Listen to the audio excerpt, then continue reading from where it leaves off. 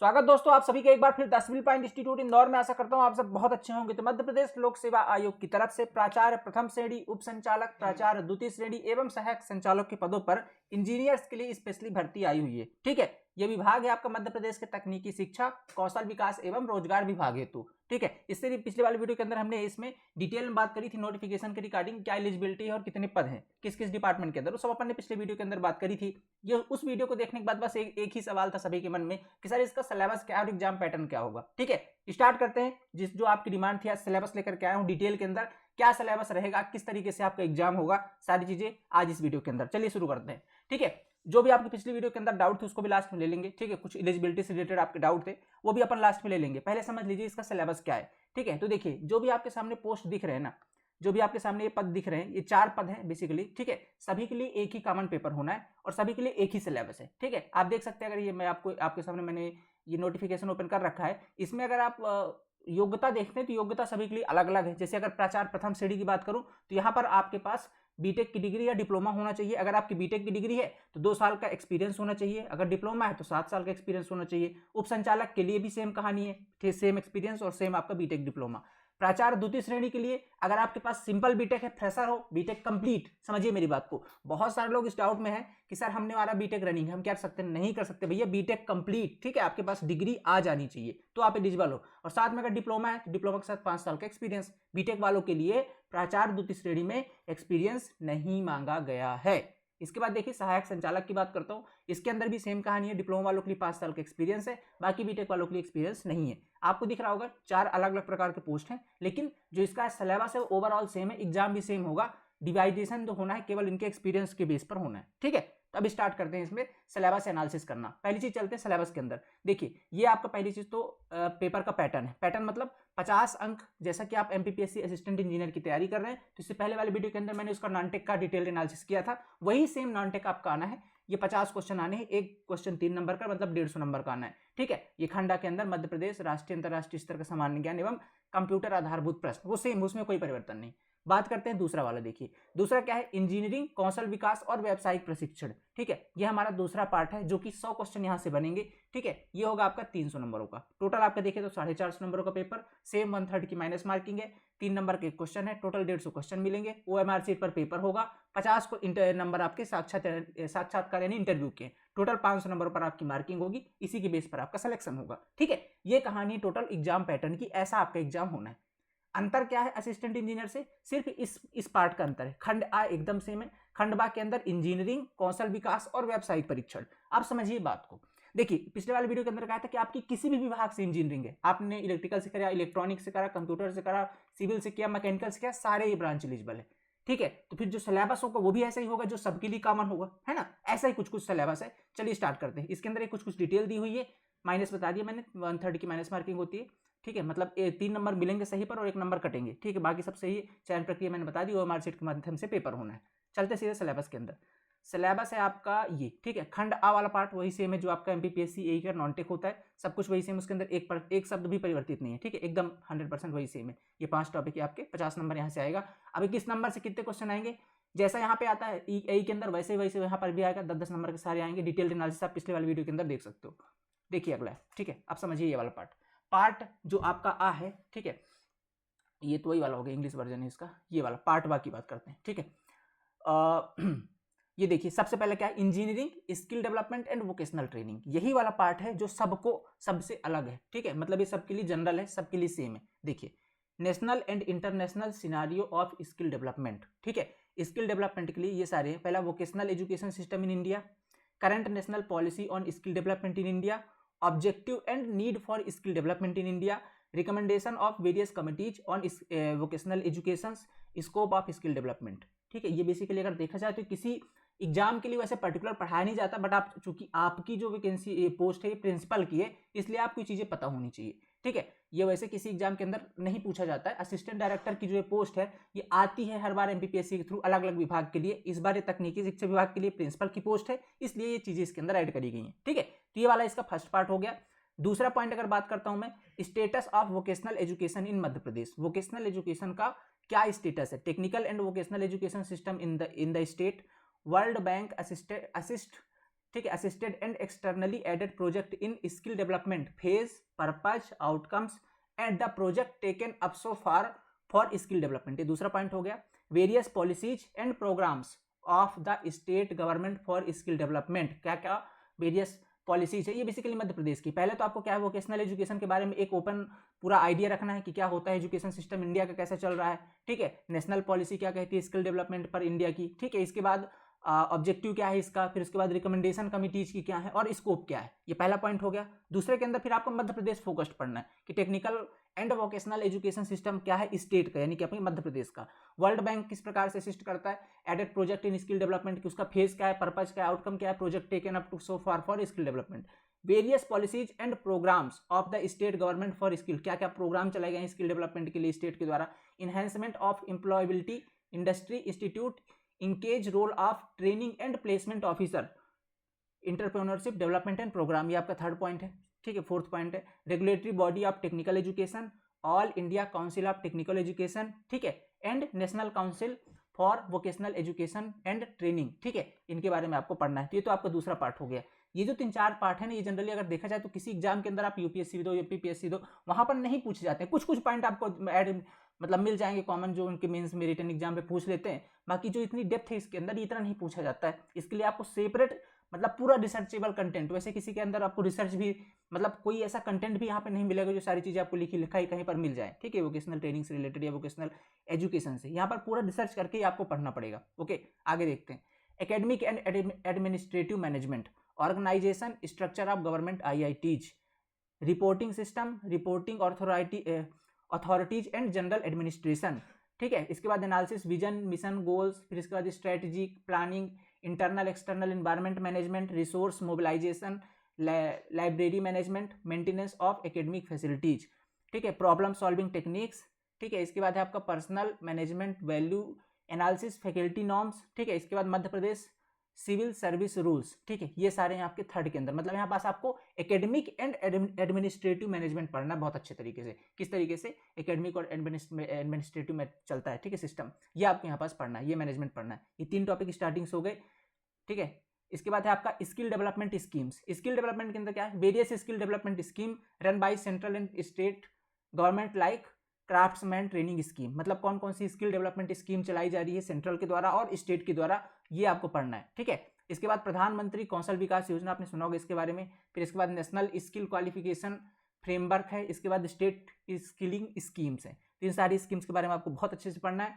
Crafts instructor training system क्या होता है इसके बारे में पढ़ना है। नेशनल अप्रेंटिस प्रमोशन स्कीम क्या है ये पढ़ना है, ठीक है। इसके बाद आपका है संकल्प स्कीम, स्ट्राइव स्कीम, ठीक है, इसके बारे में आपको पढ़ना है। मतलब स्किल डेवलपमेंट के लिए जो जो स्कीम चलाई जाती है, चाहे वो सेंट्रल के लिए हो चाहे आपका स्टेट के लिए हो, सारी चीज़ आपको यहाँ पास पढ़नी है। ये जो 4 पार्ट है ना, ये ऐसे पार्ट हैं जो जनरली किसी एग्जाम के अंदर नहीं पूछे जाते हैं, ये पर्टिकुलर इस पोस्ट के लिए पूछे जा रहे हैं, ठीक है। ये बेसिकली जो 4 पार्ट हैं, ये 4 पार्ट आपको पढ़ने पड़ेंगे। पहली चीज तो हो गई। अब इसके अंदर टोटल 10 चैप्टर मतलब 10-10 क्वेश्चन पूछे जाएंगे, लगभग ऐसे ही वेरिएशन होता है इसका। तो 10-4 मतलब 40 क्वेश्चन आपका ही जनरल वाला हो गया। इसके बाद देखिए अब यहाँ से आपकी इंजीनियरिंग स्टार्ट होती है।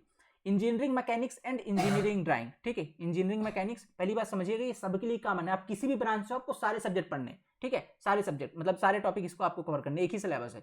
Force and system of forces, equilibrium of rigid bodies, free body diagram, Lami's theorem, laws of Coulomb friction, equilibrium of bodies involving dry friction, ठीक है, फ्रिक्शन। इसके बाद बेल्ट फ्रिक्शन है। फिर centre of gravity and moment of energy आपने पढ़ा होगा engineering mechanics के अंदर आपके फर्स्ट ईयर के अंदर, ठीक है। तो ये चीज़ें हैं। इसके बाद stress and strain, concept of stress and strain, simple stresses, tensile, compressive, shear, bending, torsion, stress strain curve, elastic constants, ठीक है। इसके बाद इंजीनियरिंग ग्राफिक्स, टेक्निकल ड्राइंग के इक्विपमेंट, यूज ऑफ इंस्ट्रूमेंट्स, ठीक है, convention in drawing particle practice. इसके बाद dimensioning पढ़नी है और स्केल पढ़नी है, ईडी वाला पार्ट हो गया आपका, ठीक है। इसके बाद थ्योरी ऑफ प्रोजेक्शन, ठीक है, of plane and solid, projection वाला पार्ट है, ईडी के अंदर आप पढ़ते हो इसको, ठीक है। और ऑर्थोग्राफिक प्रोजेक्शन पढ़ना है यहाँ पे, ठीक है, आइसोमेट्रिक नहीं पूछा है, ऑर्थोग्राफिक आपको पढ़ना है। तो ये सबके लिए कॉमन हो गया 5वां पॉइंट। इसके बाद है आपका 6वां जो पॉइंट है, ये 6वां चैप्टर है, फंडामेंटल ऑफ थर्मल साइंस, ठीक है, थर्मल साइंस रिलेटेड है, बेसिकली मैकेनिकल से कुछ इंट्रोडक्शन टू थर्मोडायनेमिक, प्रॉपर्टीज पढ़ना है, फॉर्म्स ऑफ एनर्जी पढ़ना है, thermodynamic systems, steady flow systems, ठीक है, स्टेडी फ्लो सिस्टम, ये पहला चैप्टर हो गया, पहला टॉपिक हो गया। Type of work, thermodynamic processes, law of thermodynamics, ठीक है। इसके बाद फिर कार्नोट थ्योरम है, ठीक है। इसके बाद ये तो दूसरा टॉपिक हो गया।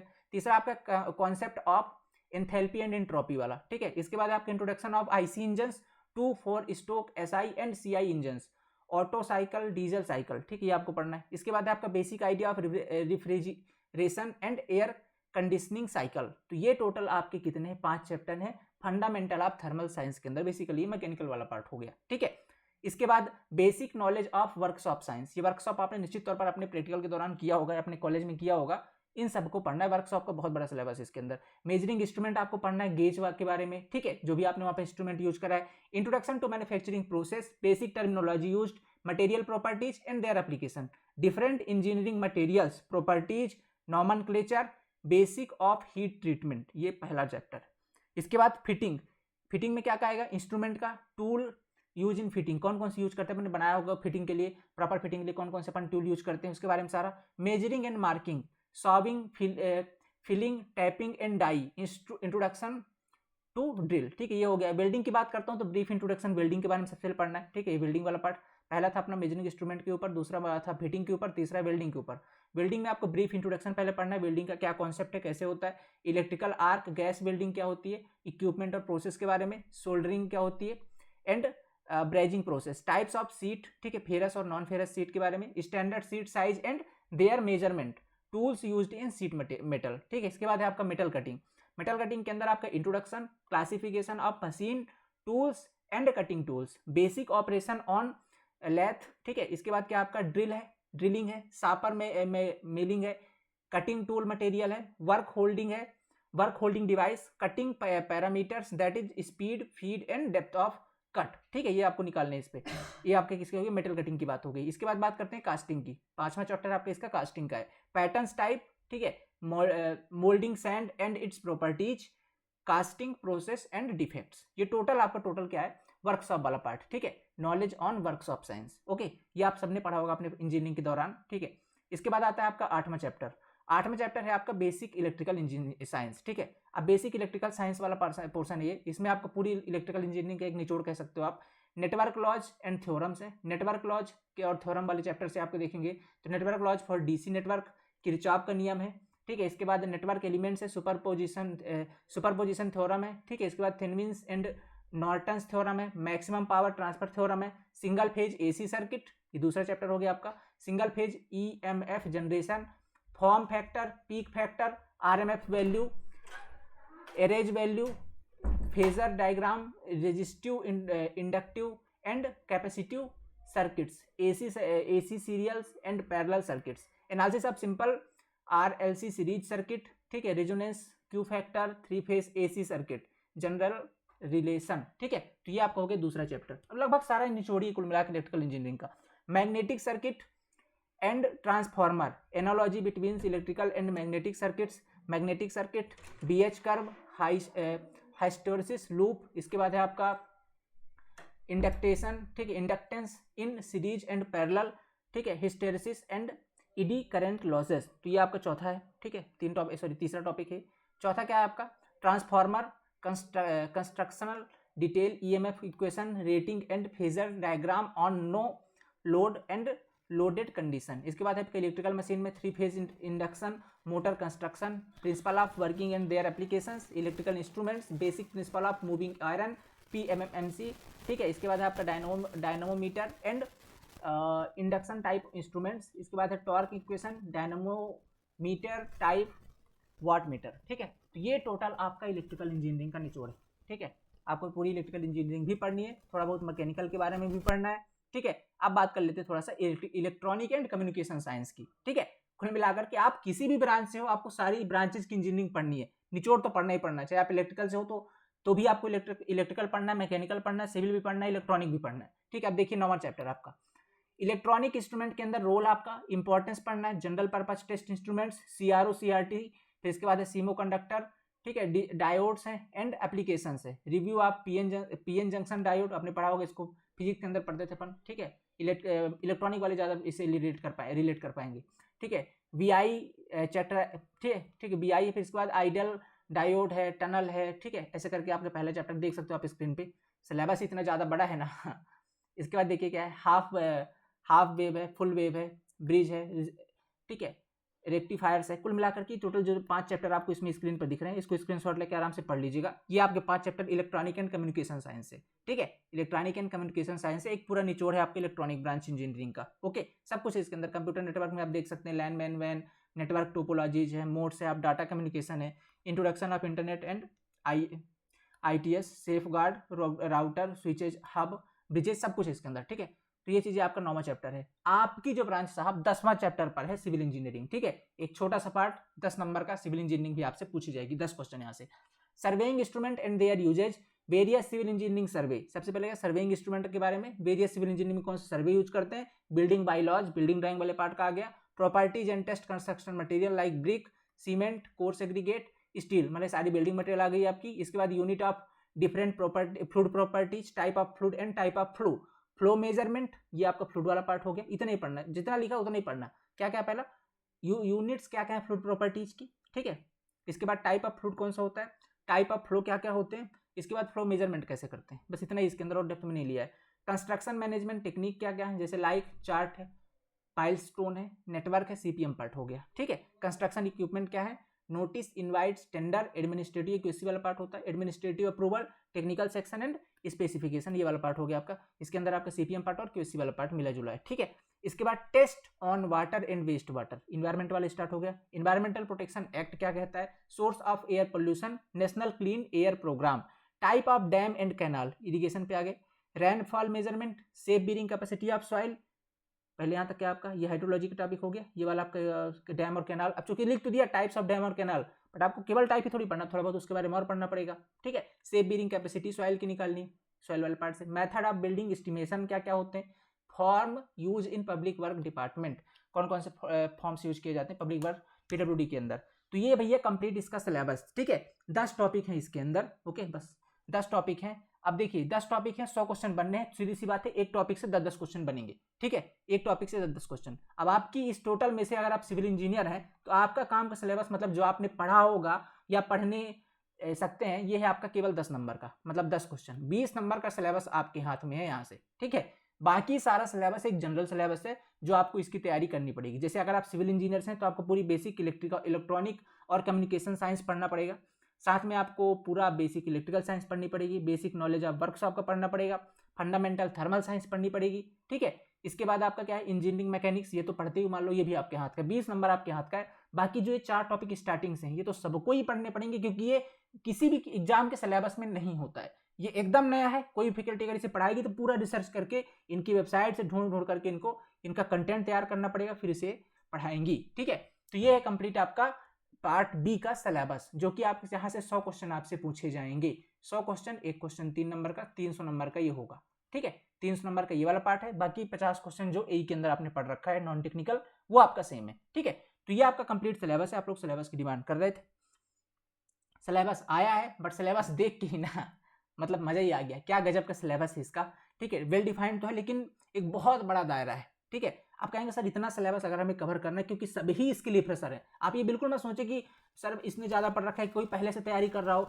इस एग्जाम की पर्टिकुलर, मैं अगर इस एग्जाम की बात करता हूँ जो अभी निकली हुई है, इसके लिए किसी ने भी पहले से तैयारी नहीं की होगी, 100% पता है, क्योंकि सिलेबस ही ऐसा है। इसके अंदर कोई सिविल का होगा तो सिविल पढ़ रहा होगा, कोई इलेक्ट्रिकल का होगा इलेक्ट्रिकल की तैयारी होगी, लेकिन इसके अंदर तो सब कुछ मिला जुला है। कुल मिलाकर के सभी फ्रेशर है। अब जो यहाँ से अच्छे से तैयारी करेगा, जो यहाँ से अपनी जी जान लगा देगा, उसी के यहाँ पे सिलेक्शन होना है। और जहाँ तक अगर मैं आपको ग्रेड पे वगैरह दिखाऊँ ना तो बहुत तगड़ा है, ठीक है, वो तो आप छोड़ ही दो। एक बार मैं दिखाता हूँ आपको। वैकेंसी भी ठीक ठाक है, मतलब वैकेंसी भी लगभग कितनी देखा जाए तो जो बीटेक जिसके अंदर एलिजिबल है, मैं कोर बीटेक की बात करता हूँ, कुछ तो इसमें क्योंकि एक्सपीरियंस वाले हैं तो वहाँ पे संख्या कम होती है। जो एकदम फ्रेशर बीटेक जिसके अंदर एलिजिबल है, वहाँ पर अगर मैं बात करता हूँ तो ये आपकी अगर 87% पे भी देखें तो 83 सीटें ये है, ठीक है। और संचालक के लिए देखें तो 48 ये है ना, 83 और 48 को जोड़ेंगे कितना हो जाएगा, 8 3 11 91 और 121, ठीक है। 121 सीटें तो हैं जिसके अंदर कोर है, ठीक है। सॉरी मैंने इसको जोड़ दिया, ये इसको अगर जोड़ देते हैं तो ये हो गया 42 है, ठीक है। तो 125 सीटें, 125 सीटें ऐसी हैं जो एकदम कोर है, जिसके अंदर आप मतलब 100% एलिजिबल हो बीटेक वाले एस्पिरेंट। तो 125 सीटों के लिए अब वेतनमान आप देख सकते हो 56,100, ये बेसिक पे है। देखो यहाँ पे वेतनमान लिखा है, ये बेसिक पे है इतना 56,100। इसके बाद अभी और अलाउंसेस वगैरह ऐड होंगे, तो 56,100 से लेके 1 लाख जो है 77,500, बहुत तगड़ा वेतनमान है, इसमें परेशान नहीं होना। बाकी जिनके पास एक्सपीरियंस उनके पास देख लो 67,300 से लेकर के 2 लाख से अधिक ही है, ठीक है। तो ये इसका कंप्लीट, तो वेतनमान तगड़ा है। तैयारी कैसे करें, ये बड़ी समस्या है, क्योंकि सिलेबस इसका ऐसा है ना, किसी के पास कोई कंटेंट तो है नहीं अभी जो लोग तैयारी कर रहे हैं। तो एक काम कर लीजिए, जो लोग इसकी तैयारी करना चाहते हैं, ये जो लोग इसके लिए सीरियस हैं, नीचे हमारे एक व्हाट्सएप ग्रुप का लिंक है, ठीक है। इस वीडियो के डिस्क्रिप्शन पर एक व्हाट्सएप ग्रुप का लिंक है जो कि स्पेशली आप लोगों के लिए बनाया गया है, ठीक है। जो भी एस्पिरेंट इस एग्जाम की तैयारी करेंगे असिस्टेंट डायरेक्टर की, उनके लिए एक स्पेशल व्हाट्सएप ग्रुप बनाया गया है। उसका लिंक मिल जाएगा नीचे हमारे वीडियो के, ठीक है। उस वीडियो के नीचे आपको जाकर के उस ग्रुप को ज्वाइन कर लेना है। उस ग्रुप को ज्वाइन करने के बाद इसके रिगार्डिंग हम एक बैच प्लान कर रहे हैं 3 से 4 दिन के अंदर, क्योंकि इसके अंदर सब कुछ ही नया है। तो अभी हमारी फैकल्टी से बात चल रही है, ठीक है। जैसे सब फाइनल हो जाते हैं, क्योंकि इसके अंदर आगे देखेंगे कम से कम 7 से 8 फैकल्टी आपको चाहिए, क्योंकि इसके अंदर सब कुछ नया है। पहला वाला जो पार्ट है ना, ये वाला देखो स्टार्टिंग के 4 है, ठीक है। ये वाले स्टार्टिंग इनके लिए अलग, हर ब्रांच की एक अलग फैकल्टी जो अपनी फील्ड में एकदम एक्सपर्ट होनी चाहिए, ठीक है। क्योंकि आपको ऐसा नहीं कि पूरा सिलेबस पढ़ाना है, आपको सिलेबस को श्रिंक भी करना है। 500-600 घंटे के अंदर सारा कवर करवाना है, 700 घंटे के अंदर, ठीक है। वो भी उतना करने के लिए भी आपको ऐसी फैकल्टी चाहिए जो मतलब सारे सिलेबस को श्रिंक कर पाए, एक पूरी ब्रांच अपनी 200 घंटे के अंदर पढ़ा पाए, 150 घंटे के अंदर पढ़ा पाए, ऐसा कोई चाहिए, ठीक है। हमारी बात चल रही है, जैसे ही फाइनल हो जाती है 8 से 10 पूरी एक टीम चाहिए इसके अंदर। बड़ी मेहनत है इस बैच के अंदर, ठीक है। प्लान कर रहे हैं क्योंकि बहुत ज़्यादा डिमांड आ रही है आप लोगों की। तो जैसे ही प्लान होता है 4 से 5 दिन के अंदर इसके बारे पे अपन लॉन्च करेंगे, ठीक है। फिर आप वहाँ पर बहुत तगड़ा, यकीन मानिए जो लेके आएंगे बहुत तगड़ा होगा, ठीक है, और बहुत शानदार कंटेंट लेकर आएंगे, ठीक है। बाकी जो नॉन टेक्निकल पोर्शन होता है अपना चल ही रहा है, आप देख रहे हैं नॉन टेक के अंदर हमारे यूट्यूब के अंदर चल रहा है। बाकी जो टेक्निकल पोर्शन है इसका, ठीक है, इसका जो मतलब पार्ट बी का सिलेबस है, इसके लिए कम से कम 7 से 8 फैकल्टी चाहिए जो अलग अलग डिपार्टमेंट से होंगी, जो आप लोग के यहाँ पर सब्जेक्ट पढ़ा रही होंगी, ठीक है। तो उस पर हमारी बात चल रही है। जैसे फाइनल होती ये बैचेज स्टार्ट हो जाएंगे, तो आपको क्या करना है, इसकी इन्फॉर्मेशन के नीचे हमारा व्हाट्सएप ग्रुप का लिंक है, इसके रिगार्डिंग और भी कुछ इन्फॉर्मेशन, क्योंकि आप वहाँ पास आपस में कम्युनिकेट कर पाओगे और बहुत सारे लोग ज्वाइन होंगे, तो आप ज्वाइन कर लीजिएगा। जो भी आगे आपको इसके रिगार्डिंग इन्फॉर्मेशन होगी वहाँ पर भी मिल जाया करेगी। और ये पीडीएफ अगर चाहिए तो मिल जाएगा, ये सिलेबस की पीडीएफ। हमारा एक टेलीग्राम ग्रुप है नीचे, ठीक है। हमारा एक टेलीग्राम ग्रुप है द सिविल पॉइंट _ इंदौर, ठीक है। ऑफिशियल टेलीग्राम ग्रुप है द सिविल पॉइंट _ इंदौर, उसको ज्वाइन कर लीजिएगा। वहाँ पर आप इनसे शेयर कर देंगे, आप उसे जाकर वहाँ पर देख सकते हो, ठीक है। तो स्टार्ट करते हैं, इसके बारे में प्लानिंग हो जाए। आप देखिए जो आपके हाथ में शुरू कर दीजिए। नॉन टेक्निकल पोर्शन इसका सेम ही है जो आपने पढ़ा है के लिए, कम से कम इसे तैयार कर लीजिए अच्छे तरीके से, क्योंकि यहाँ से हमने इसका तो डिटेल एनालिसिस भी दे रखा है। और ये पेपर आपको मिल जाएगा, ये पेपर बहुत सारे मिल जाएंगे, क्योंकि असिस्टेंट डायरेक्टर पेपर इससे पहले हुए हैं, लेकिन इस डिपार्टमेंट के लिए जो आपका टेक्निकल एजुकेशन डिपार्टमेंट के अंदर पेपर हो रहा है, ये पहली बार हो रहा है आई थिंक, ठीक, क्योंकि वेबसाइट पर इसके पेपर अवेलेबल नहीं है। इसके अतिरिक्त और किसी विभाग के अंदर मैं आपको दिखा देता हूँ, ठीक है। ऐसा नहीं कि पेपर नहीं हुए, पेपर हुए हैं इससे पहले भी। अपन चलते हैं कहाँ पे, रुकिएगा, ठीक है, यहाँ पे चलते हैं। देखिए यहाँ पे मैं आपको दिखाता हूँ, क्या नाम था, हाँ, असिस्टेंट डायरेक्टर है ना। ये देखिए assistant director social and justice disabled welfare के अंदर हुआ। इसका भी अगर आप एग्जाम देखोगे ना, तो जिसको पार्ट आ था वो भी सेम था, पार्ट आ इसका सेम था। बाकी जो पार्ट बी था उसके अंदर आपके सोशल वर्क से क्वेश्चन थे, साइकोलॉजी से क्वेश्चन थे, ठीक है। ऐसे और कई सारे एग्जाम आपको देखने को मिलेंगे। तो आपको यहाँ पास पेपर तो मिल जाएंगे जो नॉन टेक वाले हैं, ठीक है। बाकी जो आपका पोर्शन है पार्ट बी वाला, उसके लिए अभी कोई पेपर यहाँ पास अवेलेबल नहीं है, ठीक है। तो यहाँ पास सारी चीज़ें एनालिसिस और रिसर्च बेस्ड आपको पढ़ानी पड़ेंगे, कि ये आपका अच्छा असिस्टेंट रजिस्ट्रार का है, ठीक है। तो इस तरीके से पेपर वगैरह हुए मिल जाएंगे। तो स्टार्ट करेंगे इसका शानदार तरीके से तैयारी। 2-4 दिन रुक जाइए, फाइनल हो जाते हैं, फिर शानदार तरीके से इसमें एंट्री मारेंगे। तब तक आप लोग क्या करना है, ये व्हाट्सएप ग्रुप है, इसको आपको जरूर ज्वाइन कर लेना है, ठीक है। ये व्हाट्सएप ग्रुप है हमारा, नीचे इस वीडियो के नीचे मिल जाएगा, उसमें जाकर के आप ज्वाइन हो जाएगा, ठीक है। तो आशा करता हूँ आपको सारे डाउट क्लियर हो गए होंगे।